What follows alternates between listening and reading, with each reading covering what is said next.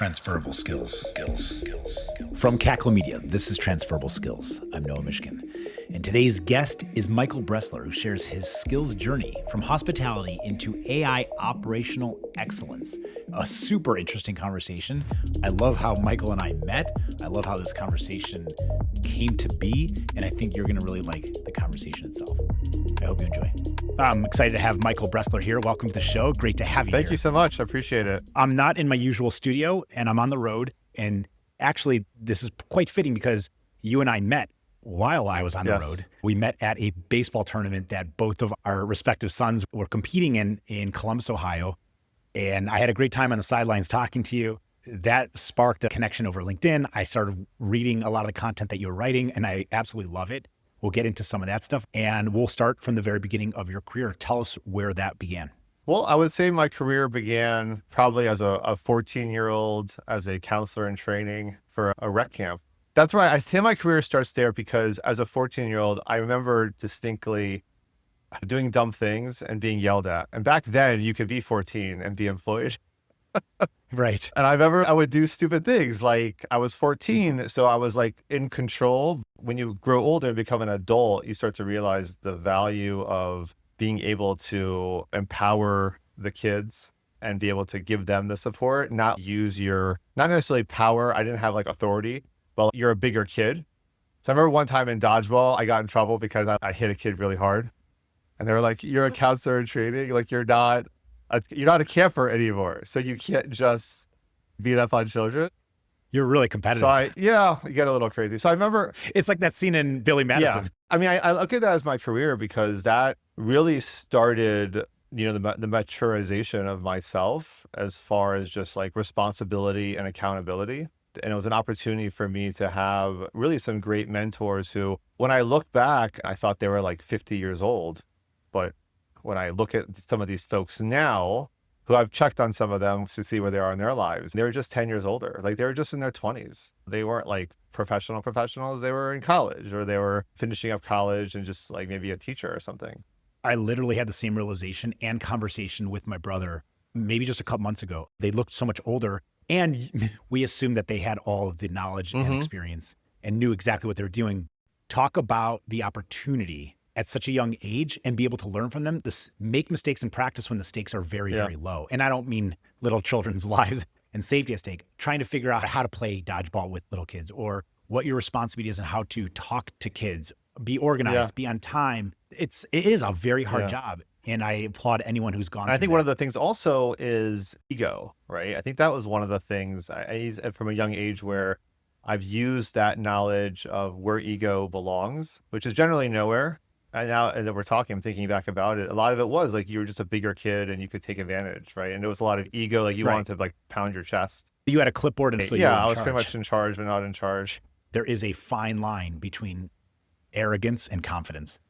You're not as important as you think you are at the beginning of that summer. No, sure, for sure. And now the second one, I'm thinking about asking individuals such as yourself to describe maybe some of the failures that they have had, especially early on in their career, the learnings, because we often learn a lot more and quicker from those failures than we do from successes. Yeah. And I think that's a really important part towards developing skills. Yeah, no, 100%. I think it is.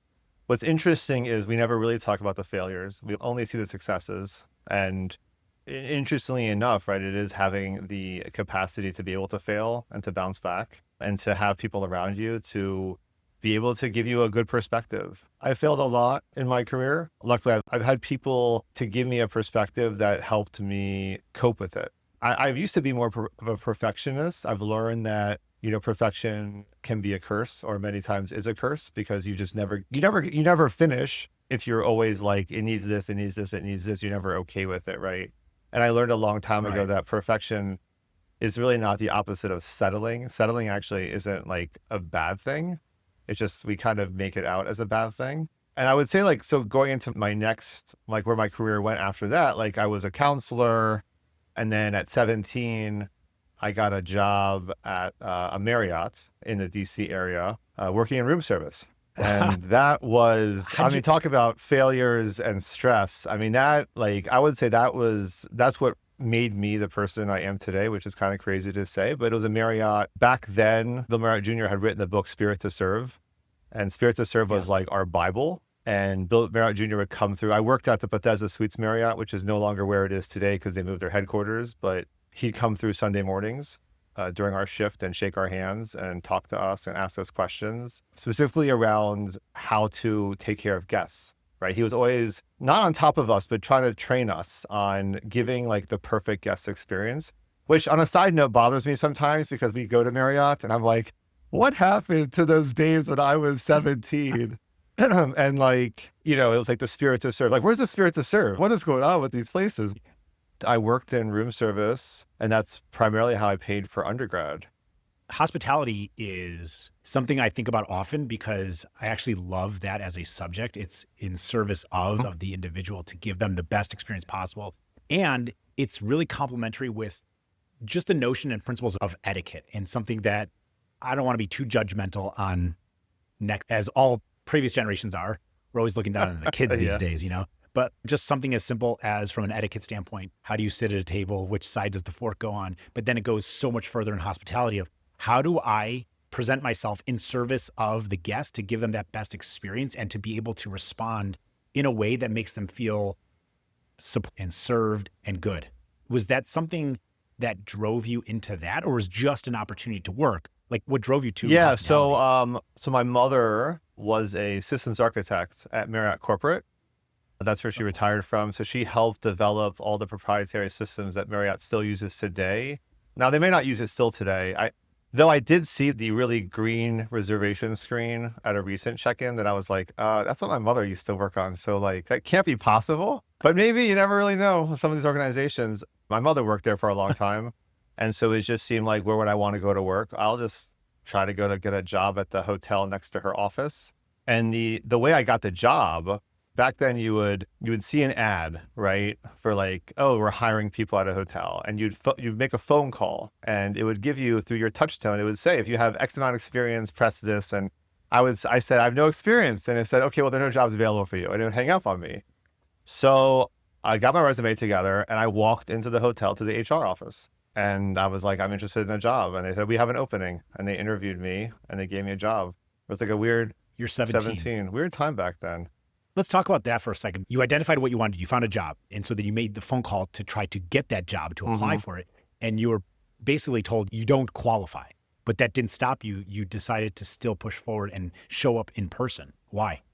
I don't remember if it was my mother or father who pushed me, but all I remember was I thought it was so stupid because there were no jobs that had allowance of no experience. And I was just like, how do you actually get started if you have no experience? Like, no jobs are available for it. And I was like thinking to myself, like, so a bellman or like room service, like a waiter, it's not like front desk, or there's somewhere, or accounting, right? There's somewhere there would be training, right? Training of systems, or you're putting a certain person in front. But like, I can be kind and carry someone's bag. I know bellmans do a lot more. I learned a lot of what they do. They're like the glue of the hotel because they know everybody and know everything about the area and all the guests. And they're literally like they're the concierge, right? They're the people you would go to for the secrets of everything. Yeah. I think it's like a lot of things where it's not easy to do it well, but then to do it really well just takes some time and experience. And everybody needs that opportunity, that first open door to walk through to start getting that experience. Yeah. I definitely remember dropping that my mother worked next door. Yeah. Well, that helps. I thought that would be helpful. But that's using your network. I did that for a few years. It was very eye-opening, and it made me mature a lot. Yeah. Tell me about that. Where those moments of discovery were for you? Because like, camp is great. And it's, like you said, I think it's an excellent first job, and it's not to be undermined or undervalued. This is your first real job. You're serving adults. You're not serving kids. And what was that experience like, and how did you learn? Yeah, there are a couple of things that happened. I never worked in an environment that had shifts, right? And when you have shifts, basically there's no really consideration of your own personal schedule, vacation schedule. They don't really care. The policy was, you could take off 2 of 3 holidays a year. Oh, and it was basically, you had the choice of this. So the 3 holidays were Thanksgiving, New Year's, and Christmas, and nothing else counted as a holiday. And there were times where I didn't work on Shabbat. And so there were times where New Year's was on Shabbat, but I didn't want to take off New Year's. I wanted to take off Thanksgiving. And they're just like, no, Shabbat doesn't count. That's your choice. And then they would schedule me on Friday nights. I mean, they knew my beliefs. They were just, look, they're just trying to get their business done. I understood that part.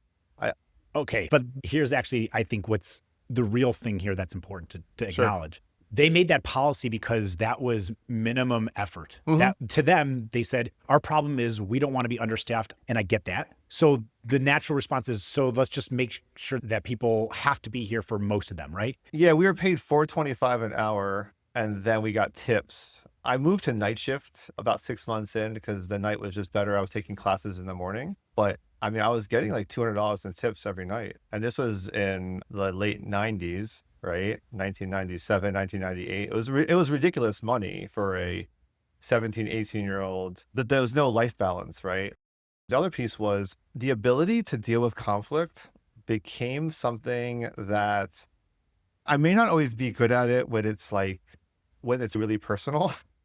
Because I'm sure like my family will listen to this and be like, wait, he thinks he's good at conflict.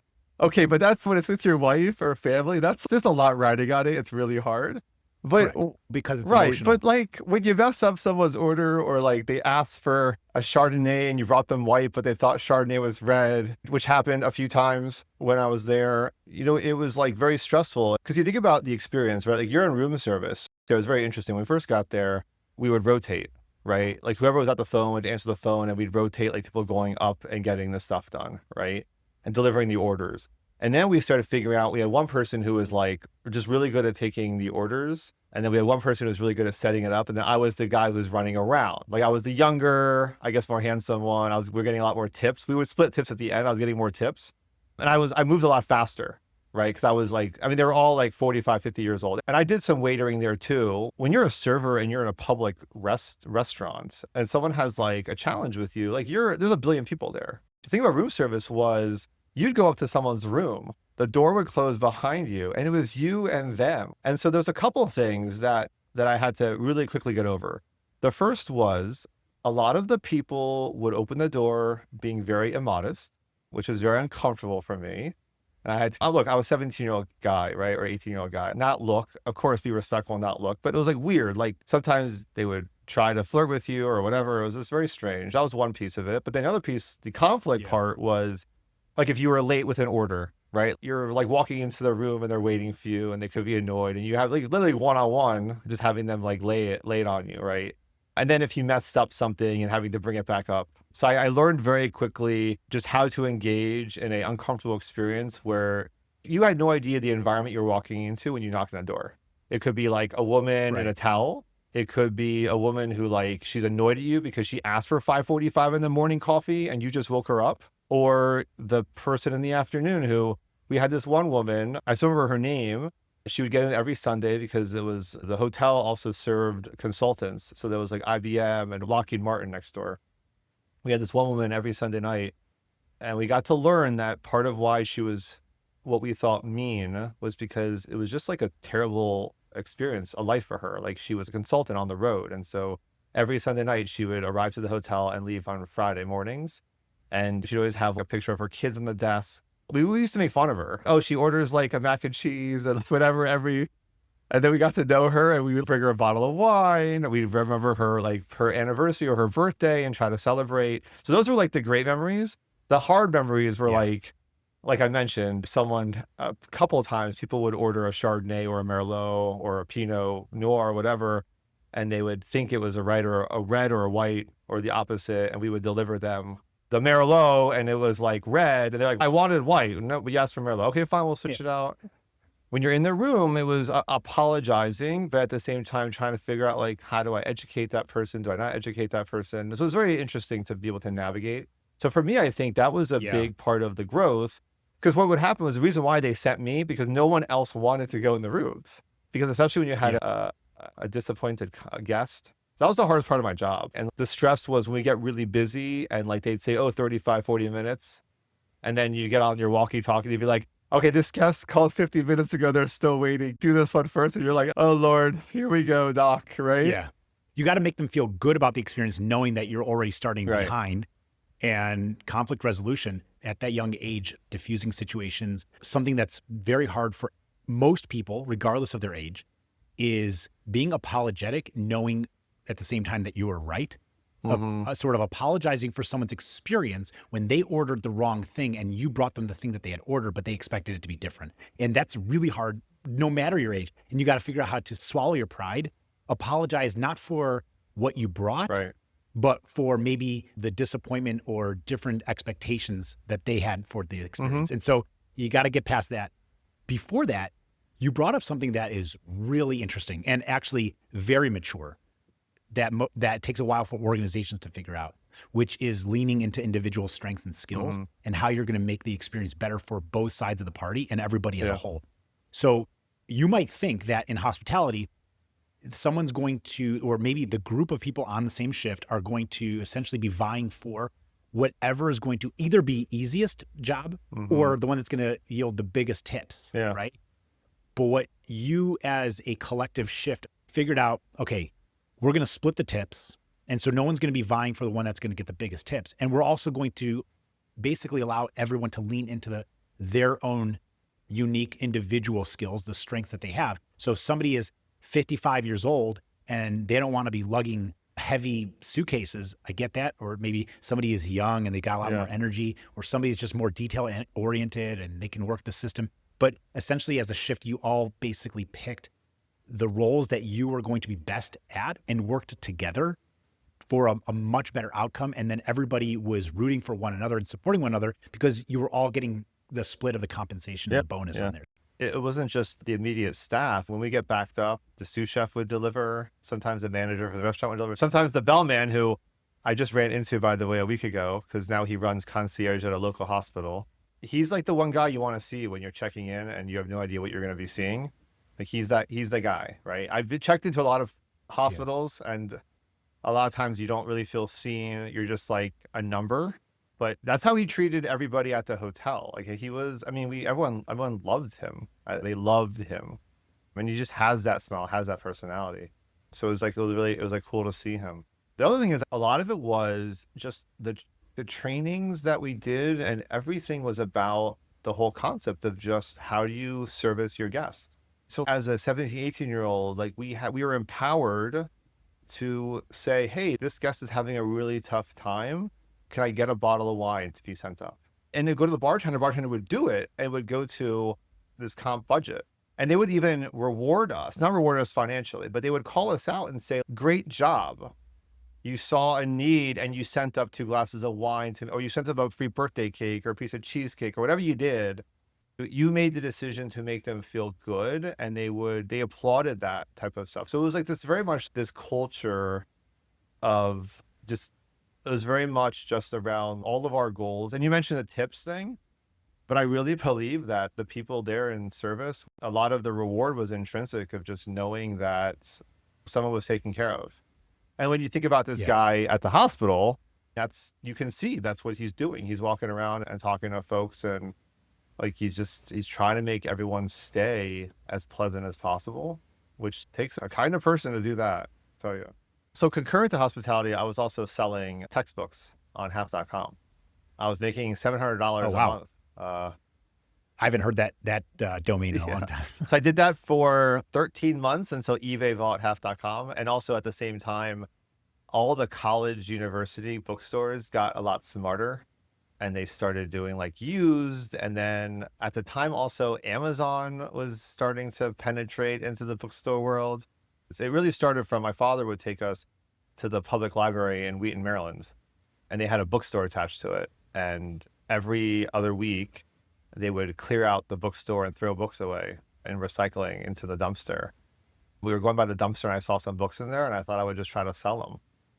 And so like even on my wife's our first date, it was a Thursday. I needed to stop by the library. So I pulled up the car to the dumpster and I jumped in and I basically would sell all the textbooks. I wouldn't sell like the paperback romance novels. They weren't worth anything.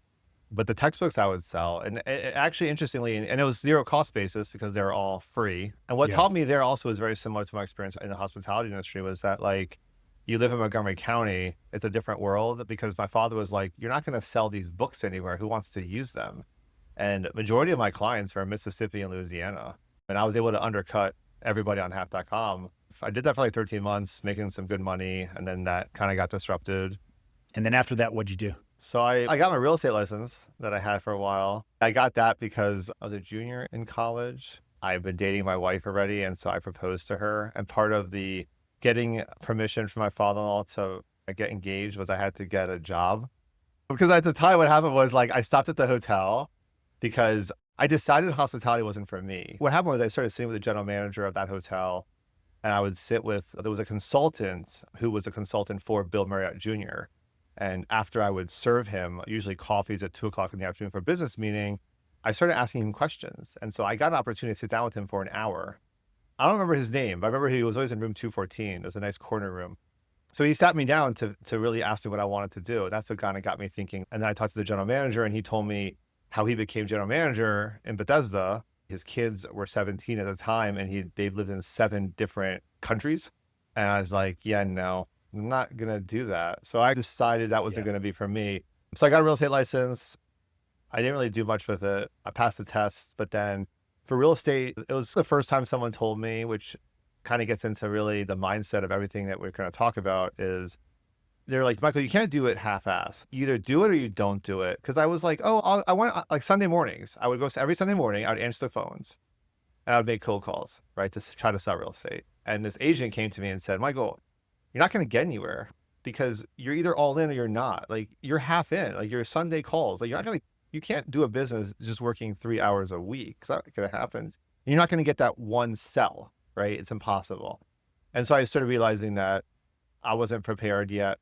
And then so I ended up getting a role as a research analyst at a research company in Montgomery County. I did that for 2 years. I guess my career started with my first job. I worked at Broadridge Financial Solutions, which at the time was the Argus group that was acquired by ADP. ADP back then did more than just payroll. They did car dealer services and brokerage. I was there for 10 years. I had 9 different jobs. 9 different jobs. I in got 10 promoted years? almost every year I was there. At the Marriott too, I was training as a line cook, and I also was helping with the distribution guys because I was always talking to the executive chef about career. And he's, oh, let me teach you how to garnish strawberries. Great. Whereas like my colleagues, if it was downtime, they would go sit in the employee lounge and drink coffee. I was like, hey, Mr. Distributor guy, how does Marriott distribution work? And could I help you figure out how to do that? So that's what I was really doing. So I was making salads, and That's cool. I learned about really a lot of the key business concepts of restauranting. So right now, I have a consulting practice called Broad Heights. And the idea is to empower organizations to maximize every dollar and to free up staff time using operational excellence and AI or other technology. One of those skills that I've picked up on or really looked at is just the ability to ask why 5 times. It's not like the pro tip, but all you need to do really to figure out your efficiency problems is to ask why 5 times, because generally you go real deep into it. And I use the ask why 5 times. I've used it in interviews, like when I've interviewed people. If you ask a question and they give you an answer, it's always very like shallow. And if you ask why 5 times, they're giving you the truth. My whole progression in my career has always been around being inquisitive and questioning why things are done the way they are. I've always felt this idea that the only way to gain appreciation and empathy for someone else's role is to actually get in their shoes and do their role. And so a lot of my career progression has been just raising my hand and saying, okay, I've learned how to do capacity planning for printers. Now I want to learn how to print, which I was not good at, by the way. And now I want to bind, a lot easier to do. And then go through, I want to learn client services. Now I want to learn project management. When I talk about that career in 10 years, like I had 8 or 9 different promotions or job changes because I would do my job and I'd always be looking at ways to automate or to streamline my job. And then always trying to volunteer to do other jobs because I was always interested in like, oh, that's interesting. Like, how would I do that? And so I never really had so much intention as far as where I wanted to go. I'm interested to see the next thing or what the next thing looks like. And then I worked at another organization for 10 years. And then I was part of an AI startup. And so a lot of where I came to today was 2 different things, I would say. My goal is we go into an organization, and it's really just me right now, but sitting with clients and really trying to identify how to provide them a solution that best fits what they're trying to accomplish, right? So being very agnostic to tools and agnostic to process, but just like, this is what your goals are. How do we help you reach those goals more? And how do we help free up time by using automation or efficiencies or asking questions? And so throughout my career, that's what I've done, whether it's internal projects or for clients, working with clients to ask questions to figure out how to make things work a little differently. What differentiates me is that people come to me as like an AI consultant because of my background in AI, but it's not like a magic wand. I don't think there's a magic wand for anything. So the work I do essentially is to figure out like, what are the root cause solutions and how do I help you solve those problems, right? And so the way I got to it was really two things. Number one was my whole career, I've always wanted to do this type of work. I've never really had the courage to go out and do it on my own. I've always worked for other organizations. But when AI, like ChatGPT came out, which was like the first consumer-based tool, November of 2022, I saw an opportunity there that I wanted to try to do something because I thought to myself, if I didn't try something now, I'd probably regret it down the road. But if I fail, I wouldn't regret trying. And so I joined an AI startup as like a co-founder. It taught me a lot over a year and a half. And it really taught me what I really wanted to do in my life, which was really to help people use technology in a proper way. But what pushed me into it was really that I had left a good job to go to a startup. And when I decided to leave the startup, my wife was like, what are you going to do? I was like, well, I'll apply for jobs. And then she actually said to me, well, Michael, you're already out of the workforce. Like, since you're already out, why don't you just do what you want to do? Why go back in the workforce and then say you're going to dream of doing this? And I was like, I don't know. That's a good point. Can we sustain longer, right? It's already been a painful year and a half. I mean, it wasn't like painful, but it was a shift in life, right? Like, for instance, you're traveling right now, you're doing this work. It's very much like we were on vacation 2 weeks ago and I'm working. I was working the whole time before, but I could have taken vacation time and got paid. But now if I don't work or I don't close, I don't get paid. So it's a totally different mindset now, right?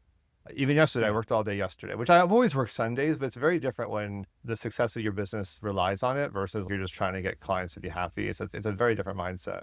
Well, I think there's probably a combination of intrinsic and extrinsic when it comes to your own business is, yes, if you're not working, you're not maybe earning money, and that's the extrinsic. Yeah. But then there's also the intrinsic. You're doing it because you're doing it for yourself and you're doing it for the clients that you're working on behalf of because you want to be doing it. You like it. Otherwise, you wouldn't be doing it. You wouldn't be running your own business if you didn't like your own business. If you don't like your job and you're working for somebody else, you either stay with it because you've got some sort of golden handcuffs, you don't know what else to do, or you quit and you go do whatever makes you happier. Working, no, that is true. What day it is or what time of day it is. That is true. Another piece of it was, so I've been in Jewish lay leadership for probably 15, 20 years. I also got to see a lot of opportunities for efficiency within the nonprofit space. And this was like a realization that what's important to me is to work with good people and to work on something that aligns with both my expertise and my passion. A lot of my passion from a perspective, whether it's for-profit or nonprofit, is just like maximizing every dollar. On the for-profit side, yes, it looks like shareholder value and ROI. On the nonprofit side, it's really about being a fiduciary for donors' money. And that's like a really big, you call it a pet peeve, but it's really like a big passion of mine is whether it's for-profit, nonprofit, right? I think that there's really important ways or critical foundational ways to be able to transform your business. And then there's, I'll call it the cheap ways, which is like the easy ways. So the easy ways are, I'm going to raise membership dues because I need more revenue, or I'm going to raise my prices for my shoes because I need more revenue. And then the other side of it is on the expense side is, oh, I'm just going to cut headcount, right? Or I'm going to cut services, or I'm going to make it this better or cheaper. I call it cheap because they might be a solution as part of the bigger package, but there's so many things in the middle that can be shifted. I'll bet you that like almost all 99% of organizations are not as efficient as they could be, right? Some are worse than others, some are good, but they could do more. And I think about, especially as a father of two boys, the times when, like you're donating to an organization, which it's not that you have extra money, it's instead of something else. And you're paying for, let's say, a private school, right? You're doing it for, it's not like you have extra money to pay for that. It's a choice, right? You're prioritizing what's important to you, which is fine for everybody. And when in the for-profit too, you're going to buy a $300 baseball glove for your child. That takes away from something else. It's not like you have $300 laying around for a baseball glove, which, by the way, that That's right. was in my head was an ROI because I bought him a glove every year and a half and spent $50. And so I was like, if you're going to be on varsity as a freshman, I'm sick of spending $50 every season on a new glove. Let's just get you one that's going to last for a long time. So there was like a logical methodology to my madness of spending that much money on a glove. But the idea is the same with AI is what I'm preaching is it's really only as good as a person using it. So a lot of what I'm doing in the business side is talking first about operational excellence, because that's where I see a lot of the causes and opportunities around efficiency and productivity. And then layering on technology like artificial intelligence, because AI can exponentially move a business forward. The other example I would give, because this was a really new experience for me when it happened, was I torn my meniscus maybe 10, 15 years ago. I already had a previous injury from playing high school basketball. And so I went to an orthopedic surgeon. I went to 3 of them, and each of them wanted to do surgery.